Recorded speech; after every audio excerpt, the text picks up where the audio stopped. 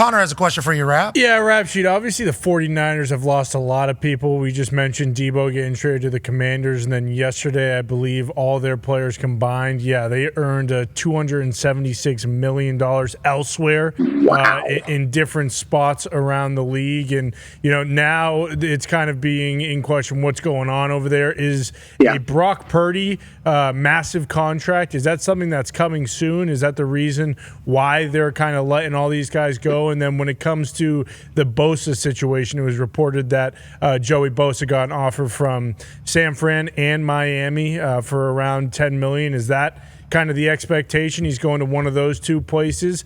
And when can we see some of this stuff starting to happen to the 49ers? Because I know their fans are kind of freaking out right now. Yeah, this is well, first of all, I think that's right on Bosa. I think he's going to have some other options too.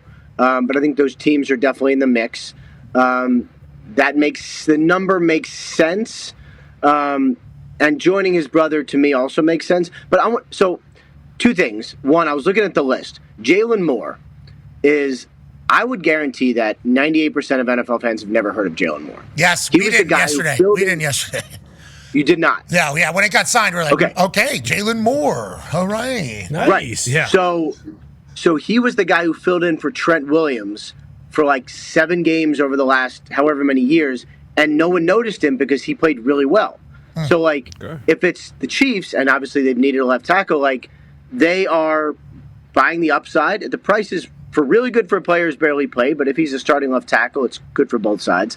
They weren't going to re-sign him. They have Trent Williams. But so, about the 49ers, I'm sure their fans are going crazy. I'm sure. But this is what really good teams should do. Right? You should let guys who are looking for third contracts or guys who you can't afford to pay leave, and you draft and develop behind them. That's what, for the Patriots for years did that. The Ravens do it. Steelers do it. The Chiefs certainly do it.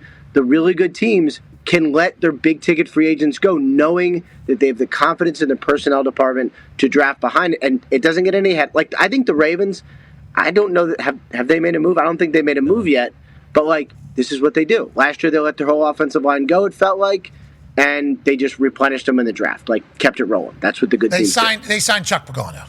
Uh-huh. Yeah. Oh, yeah. Yeah, they signed Chuck Pagano, senior advisor. You didn't know who Chuck Pagano was? Yeah, made some changes to the band. I was sitting next to Pelissero in Mobile when he broke that, and I was so mad. Oh, you were mad? Why? Because he was leaving our program? Yes. No, because I didn't break it. I'm like, seriously? I was like, I got it. I'm like, all right. Okay. So Pelissero gets to break the Chuck Pagano news that broke our hearts, didn't it? Yeah. Whenever it got officially announced. Devastating. Brock Purdy's the other part of that conversation. They're going to have to pay him. What's that number going to be? Yeah, so I don't get the sense it's imminent, but it's always coming. So teams do budgeting on out. They know it's coming, and they do have to account for it. What's the number going to be is interesting. So Josh Allen got 55. Dak's at 60. You got the Trevor Lawrence at 55. You got Jordan Love at 55. My sense is that's probably the target. Is it going to be high or low? I don't know. 49ers have been, unless they get to a point where they are right up against the season, they've been, with Brandon Ayuk last year, that was a big contract. But generally they've been, pretty conservative with these contracts. I'm going to be fascinated to see where this goes, but in that range right there is where you're looking. I just don't know where it actually fits in. All right, and Josh Allen obviously changed the game completely with $250 million in guarantees. Congrats to him and Brandon Beane. That was a nice deal. Yeah, that was a very nice deal. Brandon Beane, 4 years left or whatever, so you know what? Yeah. And Brandon Beane came on our particular program and said every time a new quarterback deal gets done, Josh Allen looks at Beane and goes, is that right?